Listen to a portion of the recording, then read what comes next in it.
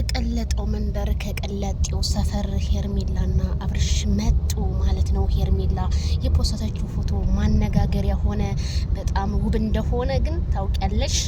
ጀስት ማን ካልነገረሽ ልንገርሽ ብዬ ነው ብላለች ሄርሜላ ለሩታ ነው መልሱ። ግን ወይኔ በጣም ያልተበላ እንግዳ መጣ ተመልሶ እንደሚባለው አባባል ነው ማለት ነው።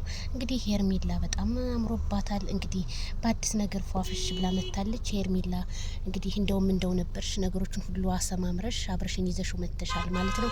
ይሄ ፎቶ ግን የተደብቆ ነው እስከዛሬ ያልተፖሰተ ፎቶ ዛሬ እንዴት ሊፖሰት ቻለ? እኔ በጣም ነው የገረመኝ ማለት ነው። ቤተሰብዬ አረ ልቡን ያዛርጋለች።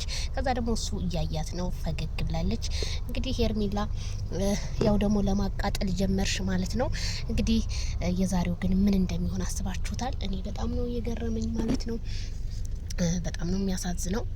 እንደዚህ አንጠብቅም ነበር። እንግዲህ የብዙ ሰው ሄርሜላ ትውል አብርሽ እያሉ እንግዲህ ብዙ ኮሜንታተሮች ሄርሜላ ናት የምትገባው፣ ሄርሜላ ለወንድ ልጅ ክብር አላት፣ ክብር ለማትሰጥ ሴት ክብር አያስፈልጋትም ብዙዎቹ ነው እየተናገሩ ያሉት። ግን እኔ እንደምለው ሩታና ሩታ ብቻ ናት። ምክንያቱም የልጅ እናትና የልጅ አባት እስከሆኑ ድረስ ባይለያዩ እንደኔ መልካም ነው ብዬ ነው የማስበው። እኔ ምንም እስካሁን የደረሰ ነገር የለም። ዜድ የደረሰች ነገር ሳለ ስለና አብርሽ ምናምን ለምትሉኝ ምንም አልደረሰኝም። እኔ ትናንትና ባየሁት ቪዲዮ ነው እየፈረድኩኝ ያለሁትኝ። እንግዲህ ዛሬም ሄርሜላ እንግዲህ መልእክቷን እያስተላለፈች ነው።